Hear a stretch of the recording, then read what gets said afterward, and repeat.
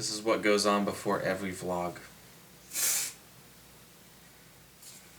I have my own personal stylist. I'm just kidding, guys. I look like crap because it's been a long day. And it's so late.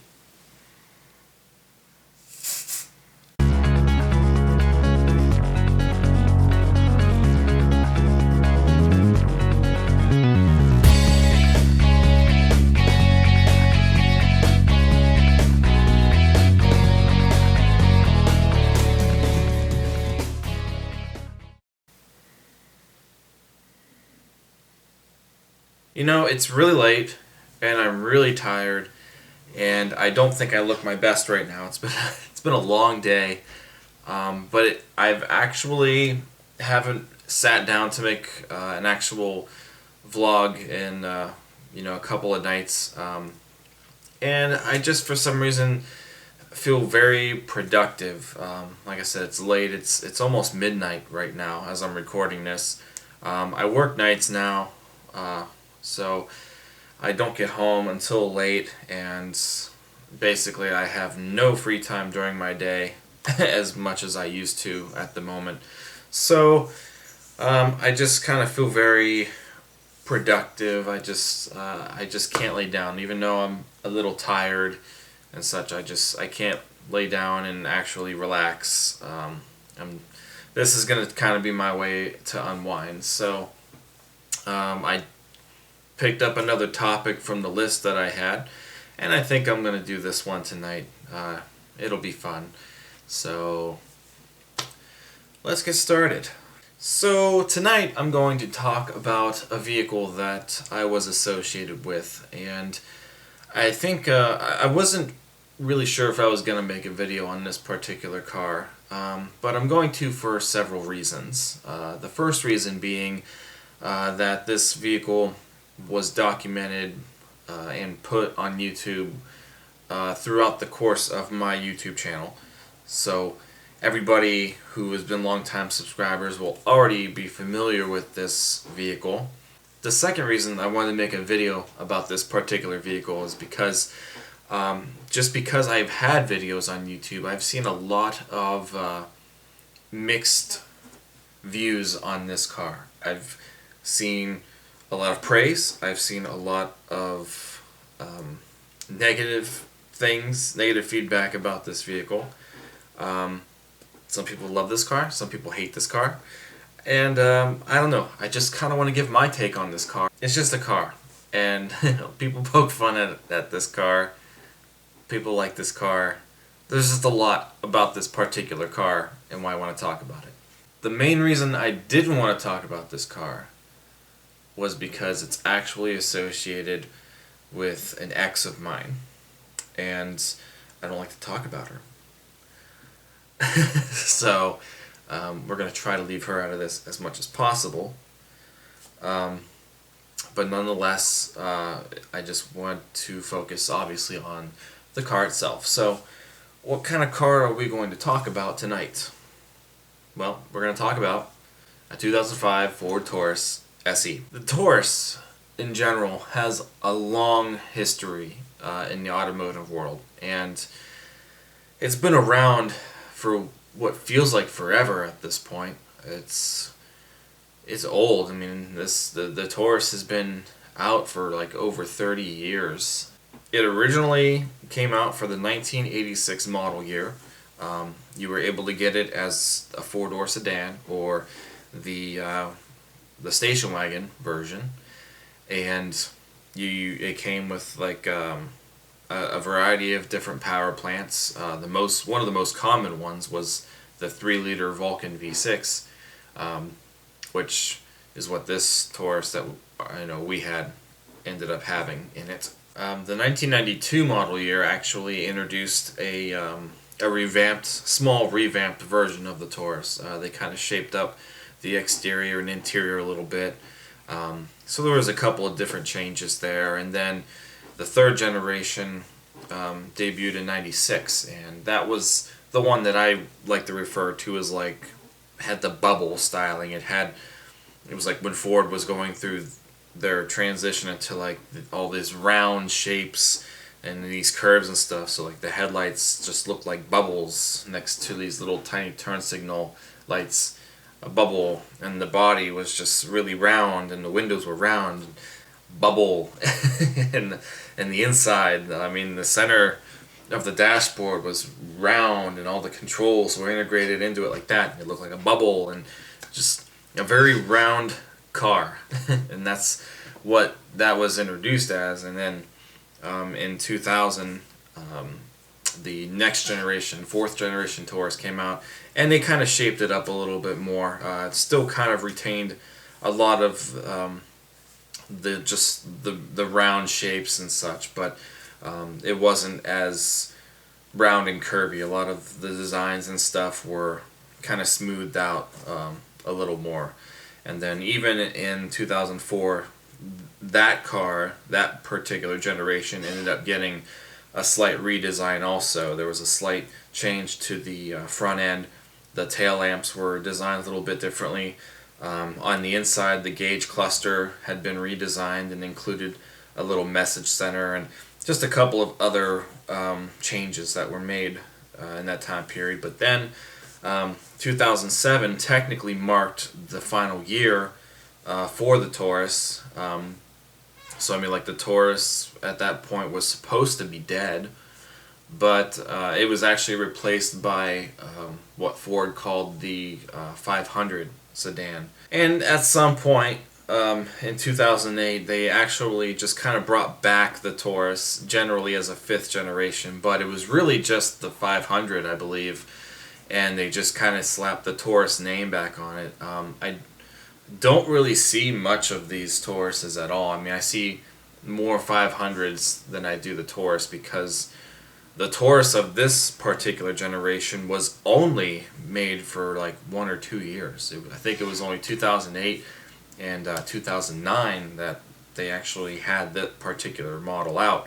So I don't really see any of them with that particular badging on it. It's really strange. But then in 2010, they actually redid and brought aboard a brand new Taurus, and this is the one.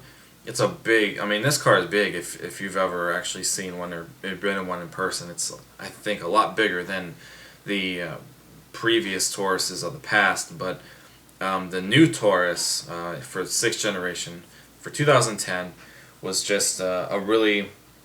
It pretty much kind of restated itself as a Taurus. I mean, everything in this car was original for the new Taurus.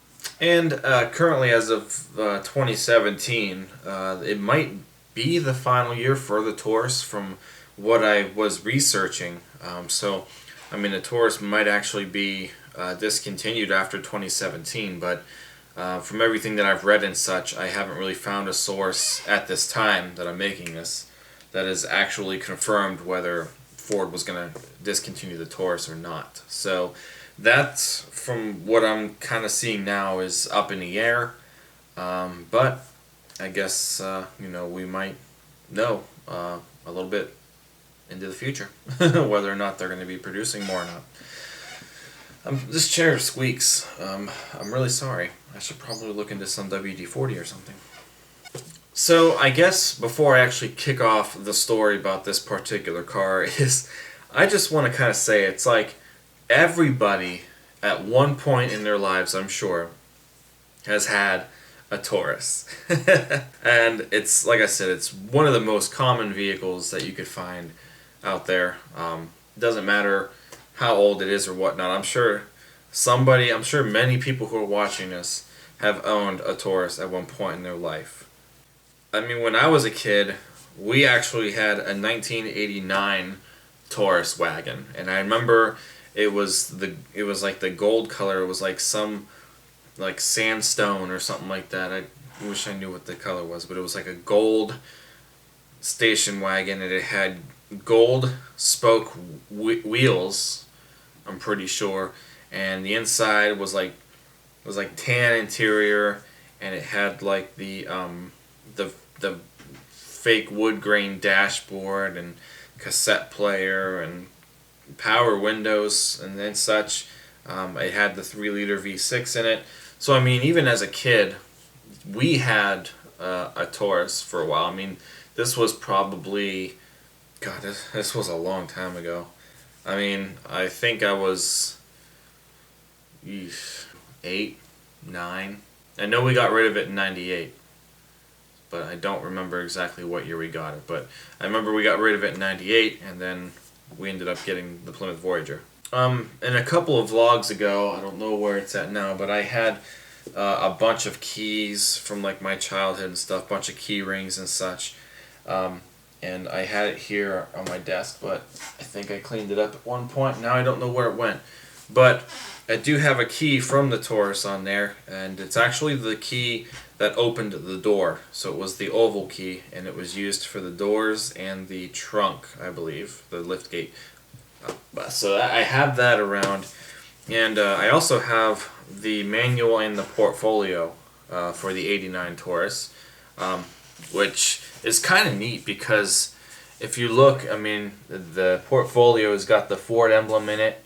It's kind of faded now a little bit because this is like dusty, and then the Taurus name is printed out on the bottom, and it's like a velvet. It's very soft. It's very nice, but it opens up into this little 3-piece thing, and in here's the Taurus and the Mercury Sable maintenance log and such.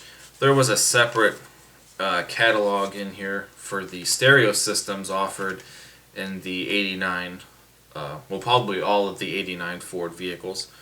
The one across the bottom here was the one that we had, this one right here, so that's in there. There's also the congratulations, you now have peace of mind, which I believe is just like parts and service and such. See, there's actually a Taurus wagon in this picture, and it looks similar to, where is it? There we go. It kind of looks similar to the one that we had. And then there's the actual manual, and I don't think the manual's ever been taken out of the actual packet, so like when it's opened up it's just usually like this. But the Ford manuals were always kind of weird. They were kind of small books, very thin pages and whatnot. No color drawings at all, but the drawings were always kind of detailed in a bit. You could have had a digital gauge cluster in 1989, which would have looked similar to this. So, the digital age of the 80s. We just had the basic gauge cluster, looked like this. Just a speedometer in the center and 2 gauges off to each side. Diagram of the dashboard, which is very, I'm sure, very stylish in 1989, but very plain modern day. I don't know why they didn't put a steering wheel in that picture. A lot of those usually had the steering wheels and whatnot. Even the engine diagrams were kind of plain.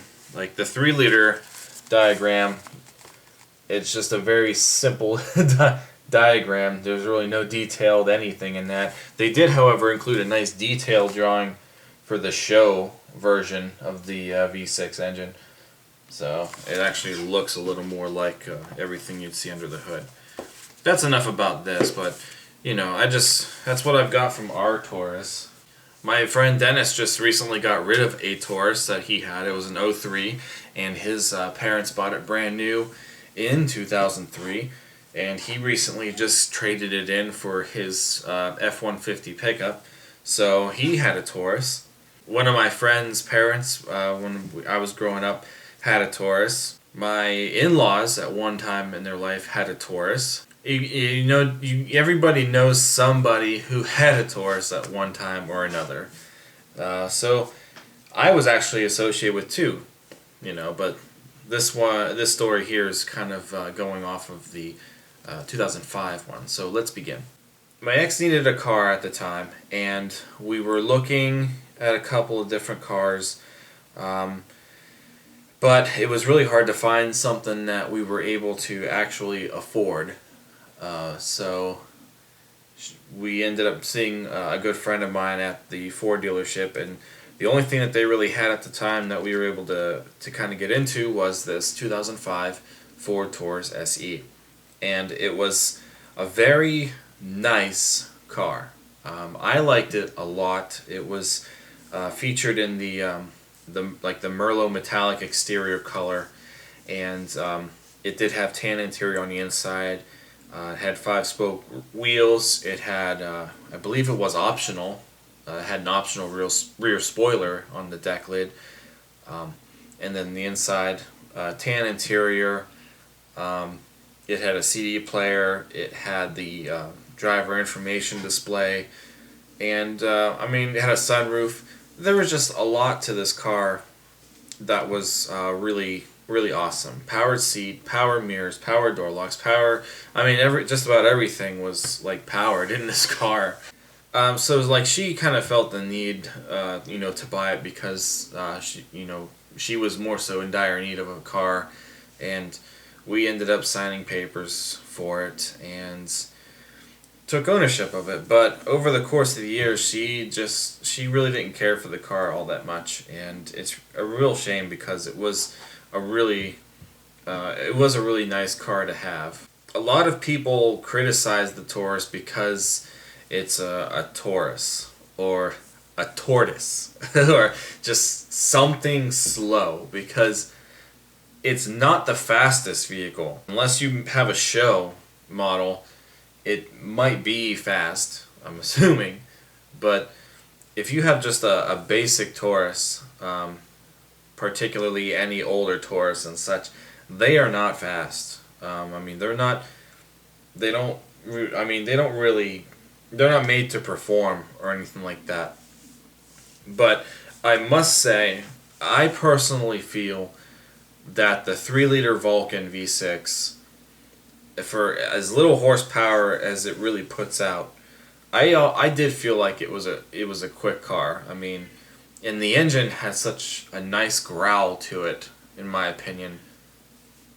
But I really do feel like it took off pretty fast. I mean, decently anyway.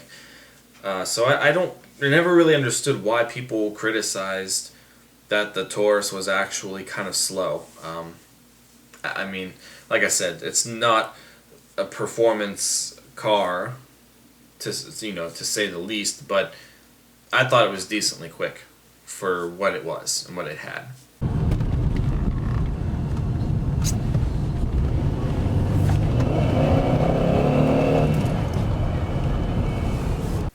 So when this Taurus was bought, it had around 40,000 miles on the odometer, I believe. And I documented, from what you just seen, I documented the car almost from day one that it was brought home. And this poor car just ended up not having a very good life. I can't remember everything that went wrong with this car. Pretty much because I've managed to block out the majority of that time period of my life. But I do know that the car was, it just wasn't cared for as well as it should have been, just because of its primary driver. The car always seemed like it needed a front end alignment. That was the one thing that I really remember from driving the car. And it really didn't start driving poorly until a couple months after having it. But the front end needed an alignment, it felt like, all the time. And the car did seem to go through tires pretty quickly. There could be a couple of different factors there as to why the car always needed alignment and why the tires always wore down. I do remember, only because it's really documented, but we probably had it for about a year, and it was winter, and we had been living in a place where there were potholes everywhere, and there was a really bad incident with not just one, but 2 potholes. And the one pothole took out one of the original rims and the tire, and then the other pothole took out the spare that was on the car right after the first pothole. So that was a fun journey to try and take care of. The donut got it too. and the donut. Donut screwed. However, it's a good thing that the first time it blew out, we put the donut on this tire and just put that tire up there from here, you know. Or else I'm sure this one probably would have been a lot worse.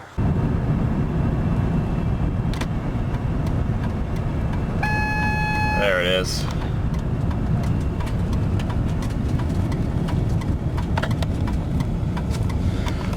We have anti-lock brake failure.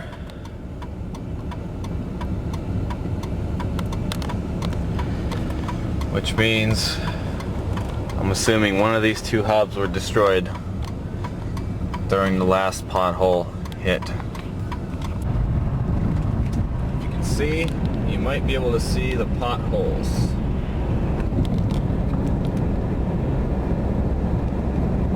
Not so bad over here, but still there's some pretty good ones. Like here, dodge that one. 51,000 miles too.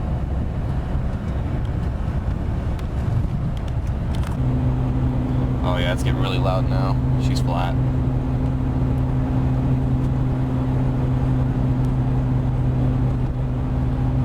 Alright, need a parking lot. Alright.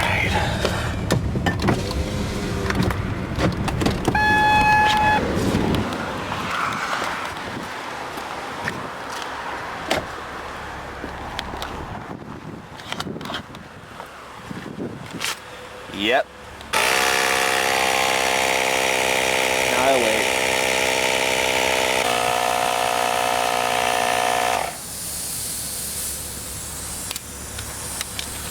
I don't have much time. That thing is leaking fast. Alright, I am almost at my destination point. I've had to stop 3 additional times to put air in that thing. Alright, so we got the original tire back. The spares in the trunk, so the original tires are back on the car. The anti-lock warning hasn't come up yet. I'm waiting for it.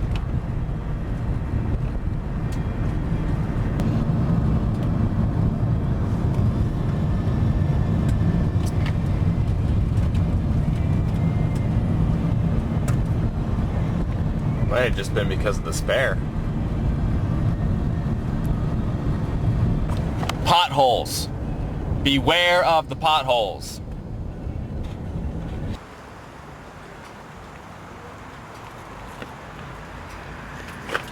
All better.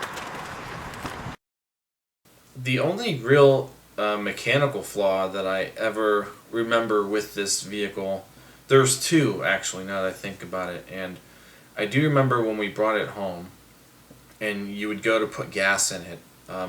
You'd put the nozzle into the tank, into the filler tube, and you'd start pumping the gas, and it would make the pump shut off like almost every time you wanted to use it full blast. So finally, we took it into the dealership, and there was something in the tank or in the tube that was keeping the proper flow, I guess. So like all the back pressure from the tank was coming up too quick, even though the tank wasn't filled. So that was one thing that I remember. And the other thing that I remember was occasionally in cold weather when you would go to start it, it wouldn't want to fire right away. It would crank, it would run for like a second or 2, and then it would die. And then you'd have to turn it on, and it would run just fine. So I never really never found out why it was doing that, but that was really the only issue that I can remember at this time that this particular car had. In regards to maintenance and stuff, though, I always tried to keep the car clean. It was very difficult to keep clean. The mirror got knocked off the driver door at one point, and the mirror got knocked off, and I remember it was against the door for so long because of its movement. It actually took the paint away from some of the door. So finally, a friend of mine kind of helped me bolt through. Instead of actually going to pay for a new mirror and stuff, we just kind of bolted through the outside onto the inside of the door trim, or behind the door trim, I should say. And we fastened it down, and that was really the way to fix it. There was that, and then somehow a dent mysteriously ended up in the driver's door. And then there was the time that there was scratch marks along the front, and oh boy. But other than the issue with like the bad front end alignment and stuff like that, this car was a very comfortable driving car, and even though it didn't have the a perfect front end alignment or anything like that, it actually still drove quite decently. That's the one thing about the Taurus, is they are actually pretty comfortable vehicles, and just the seats. I was always pleased with the seats in this car. I just liked driving in this car, and I liked riding in it, and it was a quiet car. The engine, I mean, like I said, that 3-liter V6, it had a nice note to it, and I've always liked the way that engine sounded, especially when you opened it up. It had a nice growl, and granted, I mean, this particular model didn't have like the best sound system or anything like that, but it had a lot of nice features, as I kind of mentioned. I mean, it was pretty much everything was powered in this car, and had a pretty decent CD player, and had working air conditioning, and a mesh center, sunroof. There's a lot of. It was just a basic, comfortable family car, basically. A car that I enjoyed very much, and it was pretty reliable. Like I said, I don't remember having too many issues with it, other than the front end alignment and the starting. I think the rest of everything that I mentioned came from driver error. But the rest of the quality and stuff of the Taurus was just amazing. It's a very safe car, and it has a good reputation. That's pretty much the way to sum it up. So as far as me being biased on my opinion on the Taurus, I'm just telling everybody from my experience as a Taurus owner that it's been a great car. So this car only lasted like 2.5 years with us, and then this car met its fate. And I posted a video on this car in this condition. It was late summer, I think, maybe fall of 2012, and that was about a month or two after this car was totaled. I did promise not to go into detail about what actually happened in this accident, and I'm going to keep my word. The only thing that I can say is this could have been avoided, but nothing you can do about it now. So the Taurus ended up being totaled, and amazingly enough, from how hard the impact on this car was, she had actually managed to get out of this car without a scratch on her. And they say that the Taurus has like a 5-star rating. I think they were 5-star. I mean, they were definitely one of the best, safest cars out there. Well, I wasn't in the car during this time, thank God. But just from seeing the damage to the car, and the airbag deployed and all this stuff, there was no injury at all. And it's amazing, because it really does prove that this car lived up to its awesome high quality safety rating. And I mean, like I said, at the time, you know, I was upset. I was very upset at the fact that this car was totaled. But at the same time, I was glad that there was no injury. And like I said, it was just miraculous to know that you know, it was survivable.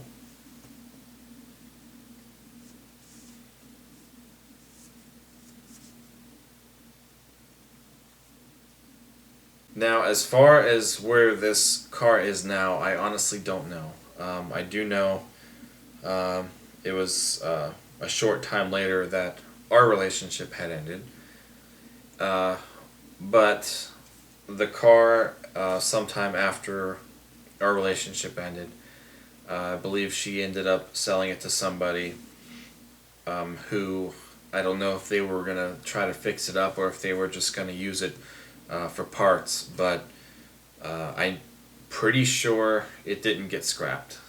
I know it didn't get scrapped immediately, but I'm pretty sure somebody else bought it for some other reason. One thing that I have from this, of course, because I kept it in the house, I have the manual for it, and it's got the portfolio and such. I do like these Ford portfolios too because it's like a book, and it's very cushy, it's very soft, it's padded, it's nice. It's got a zipper, so you open it up and all your stuff is right there. So all the sales guys' cards are still there, and the manual itself. So there's your 05 Taurus manual. Again, thin pages. Same. I mean, the manuals seriously haven't changed since 1989. It's really funny. So, a lot of the drawings are smaller in these recent books. I must say though, compared to the other book, the older ones, the under the hood diagrams are a lot more detailed, which is interesting to me. So that's all I have on that one. Now after this one was totaled, we ended up getting another Taurus, and you want to talk about quality and how much a Taurus can be put through. The 2003 Taurus that was purchased after this can prove that to you. There were only a few minor issues with this car, and the mileage was really high. But you know, I actually almost liked this car better than the first Taurus because I mean, for how old it was, and it wasn't that much older than the other one, but I feel like it drove a lot better.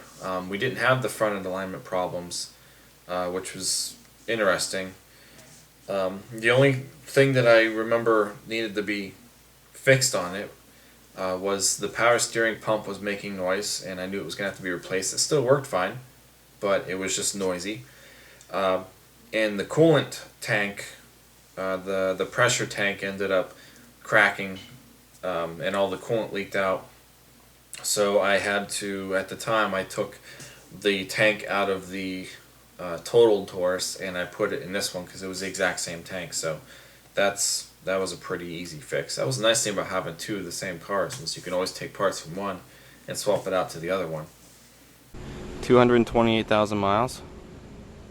I was driving it yesterday, and after I parked it back here, I heard this loud hissing noise coming from under the hood. You know, that's probably never a good sign. Didn't know exactly what it was until I seen all the coolant leak out from underneath the bottom of the car. There was a lot more than that yesterday. So somewhere along the bottom is where it was actually leaking out. It was just steaming out and constantly dripping, as you can tell, underneath the car.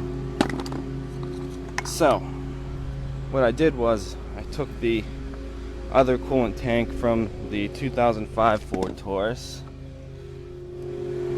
And I just placed it in here this morning. This is the other one, the new one. Well, newer one anyway. I haven't really started the car yet. I just finished hooking everything up a little bit ago.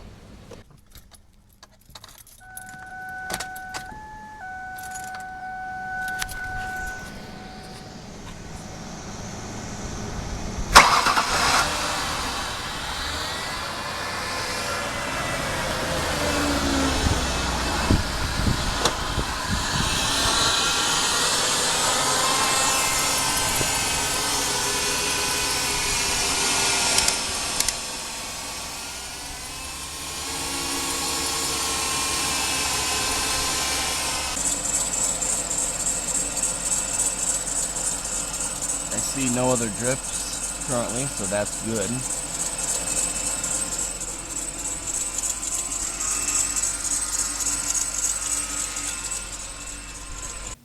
But I mean, for how old it was, the transmission was still in perfect working order.